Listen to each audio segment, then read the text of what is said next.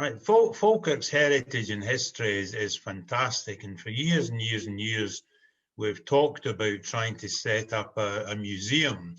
And looking at what's happened through COVID and also what's happened in the museum sector, realise that the days of the permanent museum with the fixed exhibits is probably gone.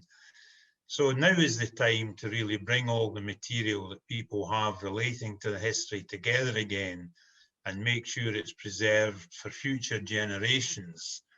And some of the stuff we're discovering, nobody knew it existed. For example, we had a set of fixture cards being handed in from the 1920s, and somebody's filled in all the scores beautifully. And it's the time when you had players who were internationally famous, like, Patsy Gallagher playing for Falkirk. And we're not trying to take anybody's collections away. All we want to do is identify what's out there, log it, catalogue it, and make sure it's preserved. Because regrettably, a lot of the good stuff is withered and faded, especially the old logbooks. So the biggest thing with the Heritage Association is to adapt it for use with children, with students, and people who are researching into their family history. But it's a means of preserving stories that are absolutely unique in Scottish football, and certainly one or two in world football. For example, all the documentation relating to the Sid Buddyfoot transfer, which will be the only time ever that a Scottish club has held the world transfer record. Yeah, I think unless some rich owner comes in and donates a few $100 million, yeah, certainly. Right. So just about the former Players Association then, Michael, that's just been set up. If you can just tell us how that came into being and also what it's there to do.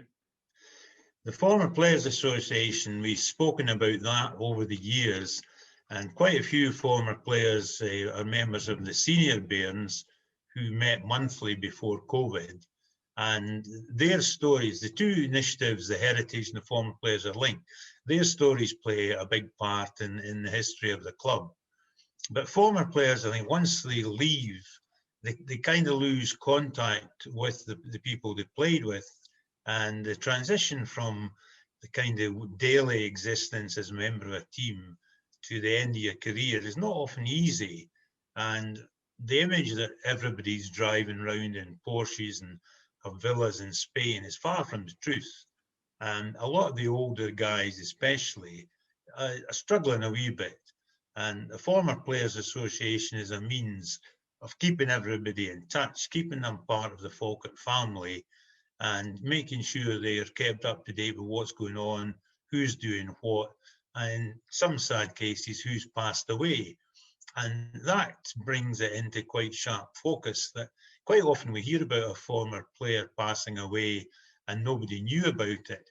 And funerals are held, you go along there and other clubs are represented and Falkirk aren't. And it's because we don't know, we don't have that network of former players. Some of the Scottish clubs, notably Aberdeen and Dunfermline, have a very, very effective former players associations, and they feed into an annual Hall of Fame session, and that's something we would like to resurrect. The original Hall of Fame was a brilliant night at the time, but it's time that we revisited the criteria that you need to be in part of a Hall of Fame.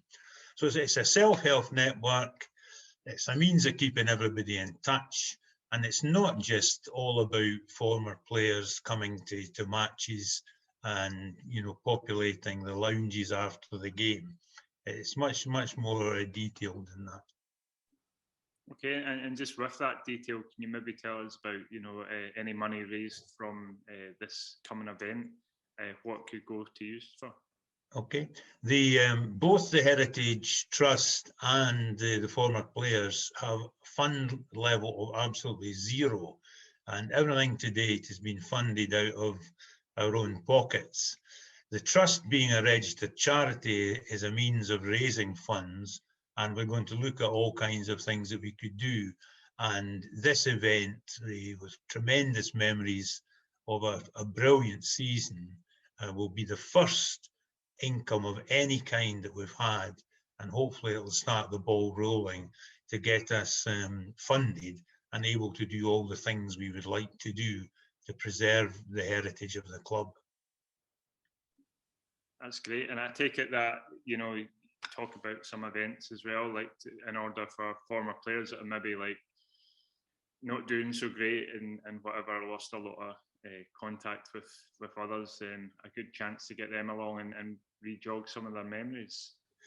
Yeah, former players, I think the model that I've seen that is absolutely unparalleled is Everton. And the way they look after the former players is second to none. And relating it to Falkirk, I know that when Alec Parker was in ill health, the support and help he had from Everton was beyond belief. The adaptations they helped make to his home were tremendous. And even Everton guys, they've spoken at a lot of the former Players Association meetings in Scotland. And that's what we would aspire to, maybe not to that level of finance, but that kind of concept and idea that once you're a member of a football club's family, they'll look after you all the way through your later stages of life.